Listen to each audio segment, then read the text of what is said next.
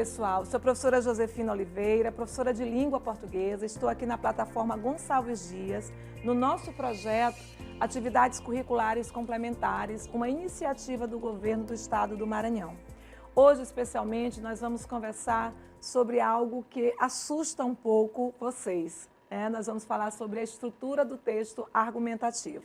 Vocês que irão fazer Enem, estão se preparando para ingressar no ensino superior, vocês precisam passar pela redação. E a redação que é exigida na prova do Enem ou da UEMA é a redação de uma estrutura, a produção de uma estrutura de um texto argumentativo. Bom, Josefina, então se é exigido um texto argumentativo, eu preciso saber como estruturar, correto. Então, às vezes, a gente perde qualidade do texto porque a gente não cumpre cada uma das etapas na construção desse texto. Então, a nossa aula de hoje, nós vamos conversar um pouquinho sobre isso e para verificar que cada um dos parágrafos do texto argumentativo, cada um cumpre uma função. E eu preciso garantir esses parágrafos com essa informação que a estrutura exige, tá? Então, por exemplo, quando nós pensamos no texto argumentativo, primeiro, o texto argumentativo, ele é um texto em que eu tenho a defesa de um ponto de vista. Ele é um texto dissertativo que vai falar sobre um tema e apresentar um ponto de vista de quem escreve. Então, quando você vai escrever, a primeira parte que você vai fazer é apresentar seu ponto de vista. E onde você apresenta esse ponto de vista? Na introdução, que é o primeiro parágrafo, é o parágrafo de introdução. Como o termo diz, você vai introduzir o leitor no seu texto, você vai dizer, ei, eu vou falar sobre isso. Certo? E você vai identificar o tema, você vai identificar a sua tese. O que eu chamo de tese? É o ponto de vista. Então, onde eu apresento o meu ponto de vista? Na introdução, ou seja, no primeiro parágrafo. No geral, nesse primeiro parágrafo, eu vou trazer essa ideia principal. Eu não vou discutir ainda, eu só vou fazer isso, apresentar. Fique na mente de vocês, a introdução é uma parte de apresentação. Geralmente, para eu fazer essa apresentação, eu utilizo. Começo contextualizando, faço uma contextualização histórica, filosófica, literária, sociológica, o que você escolher. Aí depois eu apresento o tema junto com o meu ponto de vista, certo? E depois eu coloco os argumentos, eu listo os argumentos se eu quiser. Eu não sou obrigada a listar os argumentos, mas o ponto de vista eu preciso apresentar. É a parte que contém a ideia principal do texto, e a partir delas desenvolve-se várias outras ideias e parágrafos com a finalidade de explicá-la, fundamentá-la ou prová-la. Em outras palavras, é o que a gente chama de tese, tá? E é lá na introdução que ela vai aparecer. Aí aqui eu trouxe um exemplo para vocês de um texto que foi produzido, nota 1000, na redação de 2021. Foi considerado nota 1000. É sempre bom vocês que tiverem acesso aí à internet, olharem no INEP as redações consideradas nota máxima. Porque na hora que você olha como foi uma redação bem escrita, que a banca considerou com qualidade, você começa a ter uma noção de como você também pode organizar suas ideias. O maior desafio para quem escreve não é ter ideias, porque ideias nós temos muitas. Nós temos várias opiniões sobre tudo que acontece em nossa volta. A questão maior de quem escreve é saber organizar essas opiniões, é saber organizar as ideias. Esse é o desafio. E, às vezes, você ter referências de textos bem escritos ajuda você a ter boas ideias, a ter uma boa estrutura organizacional. Então, esse texto aqui ele foi considerado nota 1000, certo? E aí, como foi a estrutura de introdução dele? Ele começa dizendo assim, o tema de 2021 foi sobre a questão do registro civil. A necessidade do registro civil para garantir a cidadania e evitar a invisibilidade social. Então, tem 3 palavras associadas, invisibilidade, registro civil e cidadania. Tá? Então, você faz a temática associada com esses 3 pontos. Aí ele diz assim, em Vidas Secas, obra literária do modernista Graciliano Ramos, Fabiano e sua família vivem uma situação degradante marcada pela miséria. Aqui ele fez o que a gente chama de contextualização. A contextualização dele foi contextualização literária. Tá? Ele falou sobre Vidas Secas. Na trama, os filhos do protagonista não recebem nomes, sendo chamados apenas como o mais velho e o mais novo. Recurso usado pelo autor para evidenciar a desumanização do indivíduo. Então, ele explica um detalhe em relação à obra. Aí ele continua, ao sair da ficção, ele começa fazendo a referência à obra, e aí agora ele vai para o tema. Né? Aí ele diz assim, ao sair da ficção, sem desconsiderar o contexto histórico da obra, nota-se que a problemática apresentada ainda percorre a atualidade. A não garantia da cidadania pela invisibilidade da falta de registro civil. A partir desse contexto, não se pode hesitar, é imprescindível compreender os impactos gerados pela falta de identificação oficial da população, certo? Então, olha o que ele fez aqui. Ele trouxe o recorte literário de Vidas Secas e depois ele puxou para apresentar a tese dele. Onde é que está a tese dele, Josefina?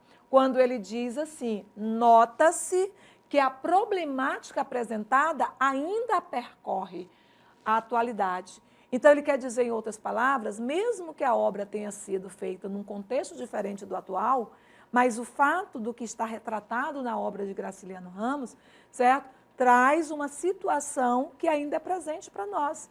E aí ele identifica a não garantia da cidadania pela invisibilidade da falta do registro. Olha um detalhe, olha como ele traz as 3 palavrinhas do tema. Cidadania, invisibilidade e registro civil. Isso é a apresentação da tese dele. Ele diz que o problema da invisibilidade social ainda existe, inclusive pela falta do registro. Né? E aí ele traz associado que não se pode hesitar, tá? É imprescindível compreender os impactos gerados pela falta de identificação oficial no Brasil. Então, ele complementa mostrando a importância de se estudar isso, a importância de se discutir, melhor dizendo, esses impactos, certo? Dentro desse parágrafo de introdução, a função principal dele é saber qual é o tema. Vamos supor que eu não saiba o tema. Né? Eu peguei a redação dele, eu não sei sobre qual tema ele está escrevendo. Mas na hora que eu leio esse primeiro parágrafo, isso aqui é só um parágrafo, na hora que eu leio esse primeiro parágrafo, eu já sei que ele está falando sobre a falta de registro civil, certo? Perdão, como forma de negação da cidadania e, consequentemente, a promoção da invisibilidade. Tá? Então, percebam que, nesse caso aqui, há uma identidade da temática abordada. Tá? Bom, depois que eu faço o parágrafo introdutório, eu vou para o processo argumentativo. No desenvolvimento, eu vou trabalhar os argumentos, porque não é suficiente eu dizer que esse problema existe, que existe uma negação de cidadania pela ausência do registro civil, certo? Eu vou ter que mostrar isso. E para isso eu vou ter que trazer argumentos, tá? E aí onde eu boto esses argumentos? Exatamente no desenvolvimento. O desenvolvimento é a segunda parte do texto. No geral, o desenvolvimento ele é feito em 2 parágrafos. A introdução é só um parágrafo. O desenvolvimento eu faço em 2, porque eu tenho uma média de 2 argumentos, no mínimo. Posso fazer até em 3, não aconselho, mas posso fazer em 3. Eu trabalho 2 argumentos, então cada argumento em um parágrafo. E cada parágrafo argumentativo, eu preciso trazer o meu argumento, a fundamentação para ele e a discussão dele. Então, qual é o papel do parágrafo de desenvolvimento? O papel do parágrafo de desenvolvimento é argumentar, certo? A finalidade desses 2 parágrafos, do segundo e do terceiro parágrafo da redação argumentativa, é trazer os argumentos fundamentados, certo? Qual que ele coloca aqui? É normalmente a parte maior e mais importante do texto, claro, porque no primeiro parágrafo eu só apresentei, agora eu vou discutir. Tá? Contém as ideias ou os argumentos que fundamentam a tese. O sucesso de um texto depende da qualidade e da profundidade das ideias presentes no desenvolvimento.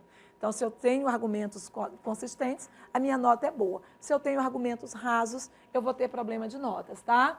Cada uma das ideias exploradas nesta parte corresponde a um parágrafo. São 2 argumentos, são 2 parágrafos. Eu coloco em parágrafos separados, tá? Só para dar continuidade aqui, exemplificando, do mesmo tema, olha como ele continuou. Ele fechou, né? Vou pegar aqui, depois vocês pegarem, vocês vão ver que está o texto completo. Tá? Ele fala sobre vidas secas, certo? Traz aqui a questão da garantia da cidadania, né? Pela falta do registro.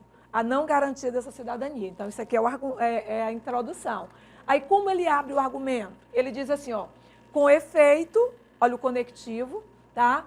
é nítido que o deficitário registro civil repercute, sem dúvida, na persistente falta de pertencimento como cidadão brasileiro. Então, ele está dizendo que a falta do registro resulta a falta de pertencimento, a falta de se identificar como sendo cidadão brasileiro.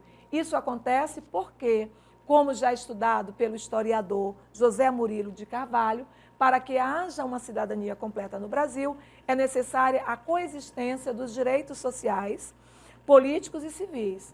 Sob essa ótica, percebe-se que, quando o pilar civil não é garantido, em outras palavras, a não efetivação do direito devido à falta do registro em cartório, não é possível fazer com que a cidadania seja alcançada na sociedade. Dessa forma, da mesma maneira que o mais novo e o mais velho de Graciliano Ramos, quase 3 milhões de brasileiros continuam por ser invisibilizados, sem nome oficial, sem reconhecimento pelo Estado e, por fim, sem a dignidade de um cidadão. Então, o que ele fez? Ele trouxe a ideia, aqui que é o argumento, de mostrar como que o registro civil é uma peça condicional para a cidadania.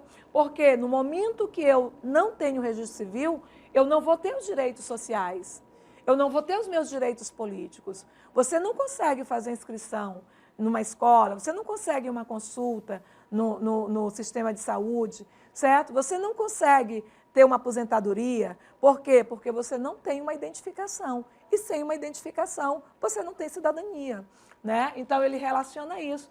E olha como ele faz. Ele cita o argumento e depois ele apoia com o repertório. O repertório é a citação de um historiador. É sempre importante na argumentação a gente trazer o repertório. Isso é uma exigência da prova, né? Porque não adianta eu só botar o argumento se eu não discuto. E eu discuto fazendo o repertoriamento e explicando a situação. Então, aqui nós teríamos o parágrafo de desenvolvimento, que tem a preocupação com a argumentação. E o parágrafo de conclusão, que é o último parágrafo da estrutura, é quando eu faço o fechamento do texto. Se na introdução eu abro a discussão, na conclusão eu vou fechar, certo? Então, é a parte final do texto. Para esse parágrafo, convergem todas as informações que eu discuti ao longo do texto, certo? É uma finalização do texto. No caso específico do Enem, no geral, essa conclusão ela vem acompanhada da proposta de intervenção. Mas isso é o Enem, certo? Por exemplo, a UEMA, você não faz proposta de intervenção, você fecha a conclusão só retomando as ideias centrais, tá? É a parte final do texto, para ela convergem todas as ideias anteriormente desenvolvidas, sendo que é sempre uma espécie de síntese da introdução e do desenvolvimento. Eu posso sintetizar, retomar o tema, ou eu posso trabalhar a questão do desenvolvimento. Eu faço uma retomada da discussão, tá? A conclusão merece destaque no texto e, por isso, é conveniente que constitua um parágrafo e se restrinja a ele. Então, a conclusão é somente um parágrafo. Olha o exemplo dessa mesma redação, o exemplo de conclusão. Ele colocou assim, ó, portanto, ao entender que a falta de cidadania gerada pela invisibilidade do não registro está diretamente ligado à exclusão social, é tempo de combater esse grave problema. O que ele fez bem aqui? Ele sintetizou, certo? A ideia central que ele trabalhou. Então, isso aqui é uma síntese da estrutura introdutória. Aí ele complementa. Assim, cabe ao Poder Executivo Federal, mais especificamente o Ministério da Mulher, da Família e dos Direitos Humanos, ampliar o acesso aos cartórios de registro civil. Tal ação deverá ocorrer por meio da implantação de um projeto nacional de incentivo à identidade civil, o qual irá articular, junto aos gestores dos municípios brasileiros, campanhas divulgadas pela mídia socialmente engajada, que expliquem sobre a importância do registro civil para a garantia da cidadania, além de instituições para realizar o processo a fim de mitigar quer dizer amenizar, as desigualdades geradas pela falta dessa documentação. Afinal, assim como os meninos em vidas secas, toda a população merece ter a garantia e o reconhecimento do seu nome e identidade. Olha como ele fez. No caso, ele fechou com uma proposta de intervenção, porque é o modelo Enem, certo? Mas a conclusão, o papel que a conclusão cumpre, não é intervenção em si. O papel que a conclusão cumpre é fechamento do texto. Por exemplo, na UEMA, eu não vou fazer uma conclusão, certo? Com intervenção. Eu vou fazer uma conclusão só arrematando a ideia central, ok? Mas aqui ele arremata, porque ele trabalha a síntese, né? Logo bem no início do parágrafo conclusivo.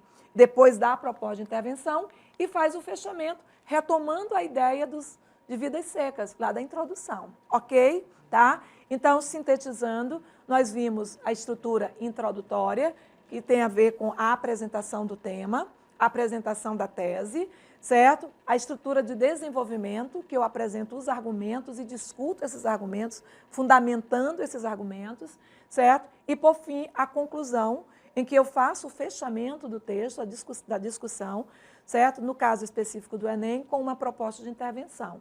Beleza? Mas a conclusão, ela se caracteriza não pela intervenção, repetindo. A conclusão se caracteriza pela retomada das ideias discutidas. Na conclusão, eu não apresento nenhuma ideia nova, tá? É somente retomada mesmo, ok? E nós vamos resolver uma questãozinha aqui, associando, duas questõezinhas aqui do Enem, associando a discussão do papel do texto argumentativo. Ele traz aqui, ó, a última edição deste periódico apresenta mais uma vez tema relacionado ao tratamento dado ao lixo caseiro, aquele que produzimos no dia a dia. A informação agora passa pelo problema do material jogado na estrada vicinal que liga o município de Rio Claro ao distrito de Ajapi. Infelizmente, no local em questão, a reportagem encontrou mais uma forma errada de destinação do lixo, material atirado ao lado da pista como se fosse o ideal. Muitos moradores, por exemplo, retiram lixo de suas residências e, em vez de um destino correto, procuram dispensá-lo em outras regiões. Uma situação, no mínimo, incômoda. Se você sai de casa para jogar o lixo em outra localidade, por que não faz no local ideal? É muita falta de educação achar que aquilo que não é correto para a sua região possa ser para outra. A reciclagem do lixo doméstico é um passo inteligente e de consciência. Olha o exemplo que passamos aos mais jovens. Quem aprende errado, coloca em prática o errado, um perigo. O que é que nós temos aqui? Nós temos um texto, um editorial de um jornal, tá? O que é que a gente chama de editorial? O editorial é um texto argumentativo. Ele tem uma introdução, ele tem a argumentação, ele tem uma conclusão. O editorial é um texto que um veículo de comunicação produz e publica sobre alguma coisa, certo? Normalmente, nas revistas semanais, você tem o editorial. É o posicionamento daquele veículo de comunicação, tá? E sempre que eu tenho o editorial é um texto argumentativo. E se ele é um texto argumentativo, eu tenho tese, eu tenho argumentos, eu tenho fechamento de ideias. Então, eu vou ter a introdução, eu vou ter o desenvolvimento, eu vou ter a conclusão, tá? Então, ele diz assim, ó, esse editorial faz uma leitura diferenciada de uma notícia vinculada no jornal. Tal diferença traz à tona uma das funções sociais desse gênero textual que é, olha, qual é o gênero textual? Editorial. E o gênero editorial, ele é um gênero de sequência argumentativa, de texto argumentativo. Então, ele está pedindo qual é a função desse gênero. Letra A, apresentar fatos que tenham sido noticiados pelo próprio veículo. Se é um texto argumentativo, eu não vou só apresentar fatos. Se é um texto argumentativo, eu vou me posicionar, tá? Letra B, chamar a atenção do leitor para temas raramente abordados no jornal. Todo editorial, ele trabalha a partir dos textos jornalísticos. Todo editorial, ele vai se posicionar sobre uma notícia, sobre uma reportagem. Então, não são temas raramente discutidos, pelo contrário, tá? Provocar a indignação dos cidadãos por força dos argumentos apresentados, você pode até ter ficado indignado com o que ele disse, mas a intenção do editorial não é provocar indignação, é provocar consciência, certo? É conscientizar a população sobre um problema que a sociedade está apresentando, tá? Letra B, D, interpretar criticamente fatos noticiados, né, que ele fala da notícia que ele viu, e considerados relevantes para a opinião pública. Pode ser, porque ele apresenta, ele interpreta o fato noticiado do lixo, certo? E ele se posiciona, ele faz uma crítica sobre isso. Ele mostra que nós somos uma sociedade que estamos errando em relação à questão do descarte do lixo. Tá? Estamos dando maus exemplos para a nossa juventude. Trabalhar uma informação previamente apresentada como base no ponto de vista do autor da notícia? Não, nós não temos aqui uma situação dentro de uma referência de que trabalhar a notícia, né? Trabalhar uma informação previamente apresentada como base do ponto de vista do autor da notícia. Não. Ele não trabalha como autor da notícia, certo? Todas as vezes que a gente fala de editorial, nós estamos falando de um veículo de comunicação, tá? Então, a opção correta é letra D de dado. Interpretar criticamente os fatos noticiados e considerados relevantes para a opinião pública, tá? No caso do lixo, né? Foi o que ele trouxe. E nessa última aqui nós temos 2 textos comparativos, né? Ele diz assim: o professor deve ser um guia seguro, muito senhor de sua língua. Se outra for a orientação, vamos cair na língua brasileira, refúgio nefasto e confissão nojenta de ignorância do idioma pátrio, recurso vergonhoso de homens de cultura falsa e de falso patriotismo. Como havemos de querer que respeitem a nossa nacionalidade, se somos os primeiros a descuidar daquilo que exprime e representa o idioma pátrio? Aqui nós temos Napoleão Almeida defendendo a preocupação com a forma de falar. Ele critica quem não fala devidamente em relação à norma culta a nossa língua. Ele mostra como uma confissão de ignorância e falta de patriotismo, né? No texto 2, nós temos aqui: alguns leitores poderão achar que a linguagem desta gramática se afasta do padrão estrito usual neste tipo de livro. Assim, o autor escreve: tenho de formular e não tenho que formular e não tenho de formular. Pode-se colocar 2 constituintes e não podem se colocar 2 constituintes. E assim por diante. Isso foi feito de caso pensado, com a preocupação de aproximar a linguagem da gramática do padrão atual brasileiro presente nos textos técnicos e jornalísticos da nossa época. Aqui nós temos 2 pontos de vista em relação ao uso da língua. O primeiro texto mostra que a língua precisa ser privilegiada na sua referência culta, certo? E se nós não fazemos isso, nós estamos ali numa situação de falta de patriotismo. E o texto 2, ele defende uma linguagem mais livre, certo? Em que ele traz na própria gramática algumas expressões que são oralidades, que não são expressões que a norma culta aceita, como, por exemplo, tenho de formular. Não é tenho de formular, a norma culta coloca tenho que formular. Não é tenho que formular, é tenho de formular. A norma culta exige a preposição de e não o que, tá? Então, nesse caso aqui, há uma crítica em relação à questão da preocupação excessiva com a gramática, no texto 2. Aí ele pede a questão, confrontando-se as opiniões, se são opiniões, nós estamos falando aqui no caso de textos argumentativos. Confrontando as opiniões, conclui-se que ambos os textos tratam a questão do uso da língua com o mesmo objetivo de criticar a linguagem brasileira? Não, nós estamos em posições diferentes. Os 2 textos defendem a ideia de que o estudo da gramática deve ter o objetivo de ensinar as regras prescritivas da língua? Não, só o texto 1 faz isso. O texto 2, a questão do português falado no Brasil é abordado nos 2 textos que procuram justificar como é correto e aceitável o uso coloquial da língua. O primeiro não. Napoleão Mendes se desespera com isso, certo?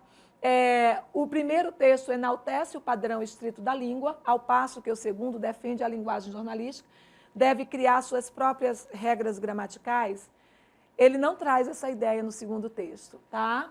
Aí o primeiro texto prega a rigidez gramatical no uso da língua, enquanto o segundo defende a adequação à escrita do padrão brasileiro. Essa que é correta.